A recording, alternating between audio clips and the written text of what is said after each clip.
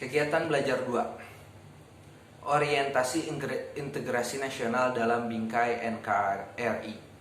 Orientasi integrasi nasional dalam bingkai Negara Kesatuan Republik Indonesia merupakan wujud dari persetujuan bersama untuk bersatu. Integrasi nasional merupakan wujud dari Negara Kesatuan Republik Indonesia. Bentuk negara ini telah dicantumkan dalam pembukaan Undang-Undang Dasar 1945 sebagai bagian dari cita-cita kemerdekaan melahirkan negara yang merdeka, bersatu, berdaulat, adil, dan makmur.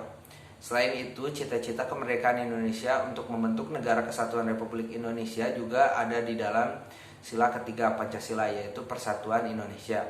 Konteks sila Persatuan Indonesia mewujudkan yang namanya bentuk negara Indonesia, yaitu negara kesatuan, bukan negara bagian atau negara terdiri dari berbagai bagian-bagian negara yang lain.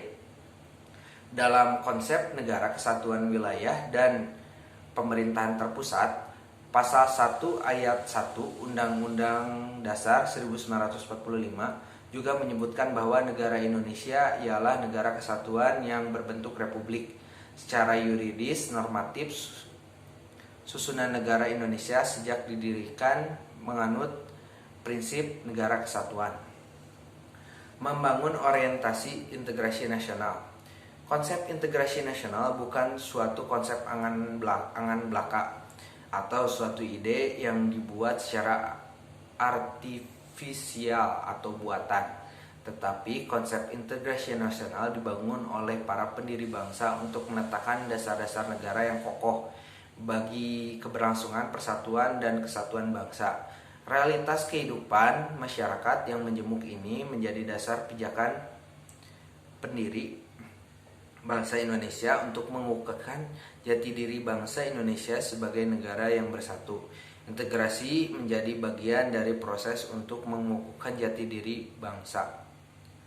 Dalam Kamus Besar Bahasa Indonesia dijelaskan pengertian integrasi ialah pembauran hingga menjadi kesatuan yang utuh dan bulat. Integrasi nasional merupakan konsep dan jalan kehidupan kebangsaan Indonesia untuk menghadirkan negara yang utuh dan berdaulat.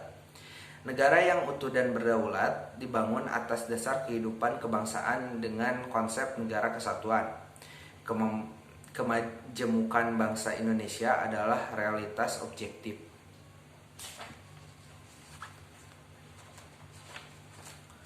Realitas objektif ini perlu dikelola dengan baik supaya dapat mewujudkan dasar-dasar pembangunan nasional yang memiliki prinsip-prinsip persatuan dan kesatuan. Membangun orientasi integrasi nasional dapat diwujudkan melalui bentuk-bentuk karya, seperti hadirnya bangunan Monumen Nasional Monas yang telah digagas oleh Presiden Soekarno, kemudian dilanjutkan oleh Presiden Soeharto dalam proses pembangunannya. Monumen Nasional merupakan wujud untuk membangun nilai-nilai sejarah bersama. Sebagai bangsa yang besar perlu dibangun untuk nilai-nilai hidup bersama bahwa penjajahan membawa penderitaan. Untuk itu setiap negara berjuang untuk keluar dari jerat penjajahan. Berdirinya Taman Mini Indonesia Indah atau TMI sebagai wujud dari bangunan orientasi integrasi nasional sebagai bagian dari cita-cita dan komitmen bersama. TMII merupakan karya untuk memperlihatkan keanekaragaman budaya sosial masyarakat Indonesia, baik dari arsitektur sampai dengan kuliner menjadi satu wahana yang disebut Taman Mini Indonesia Indah. Membangun kesadaran kolektif akan sejarah bangsa telah ditanamkan oleh para pendiri bangsa melalui berbagai cara, antara lain wujud sifat bangunan fisik seperti museum sejarah, museum perjuangan, bangunan yang bersifat nilai-nilai kearifan, antara lain festival budaya dan kesenian. Untuk itu orientasi integrasi nasional diarah sebagai cita-cita dan tujuan bersama dalam bingkai Negara Kesatuan Republik Indonesia. Kuncaraningrat 1953 membahas terkait dengan isu kesukubangsaan dan integrasi nasional dalam bukunya berjudul Masalah Kesukubangsaan dan Integrasi Nasional. Pemikiran Kuncharaningrat ini membawa paham dan orientasi integrasi nasional belajar dari 3 negara, yaitu India, Belgia, dan Yugoslavia. Di India sendiri masih terjadi ketegangan yang muncul pasca India memperoleh kemerdekaan. Sejumlah konflik antar suku dan ras terjadi. Ditemukan terdapat 4 kasus perseteruan antar suku bangsa di India, yaitu 1 persoalan persaingan sosial agama antar Hindi dan kaum muslim, dan digambarkan persaingan kelas menengah, pegawai negeri, dan sektor swasta.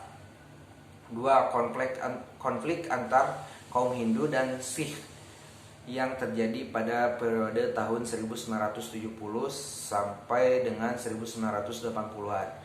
Persoalan dipicu oleh kesenjangan ekonomi, politik, dan sosial di negara bagian utara di Punjab, Himachal Pradesh, dan Haryana.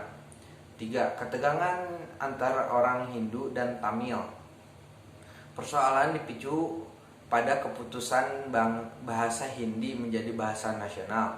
Penyebab ketakutan masyarakat berbahasa Tamil terancam keberadaannya. 4. Ketidakpuasan orang Naga dan Mizos dari India Timur Laut karena tuntutan mereka atas kemerdekaan. Kasus berikutnya di Belgia yang mengalami tidak adanya kebudayaan nasional. Di Belgia terdapat 3 kelompok etnis linguistik, orang Flam dan orang Valon, dan minoritas Belgia berbahasa Jerman. Mereka saling berebut pengaruh dan dominasi dalam aspek budaya. Kasus di Yugoslavia dipicu dari banyaknya suku bangsa yang bermukim di wilayah lembah semenanjung Balkan. Muncul sentimen etnis dan ketegangan karena persoalan kebudayaan, agama, dan etnis. Kuncharaningrat 1993 halaman 45-53.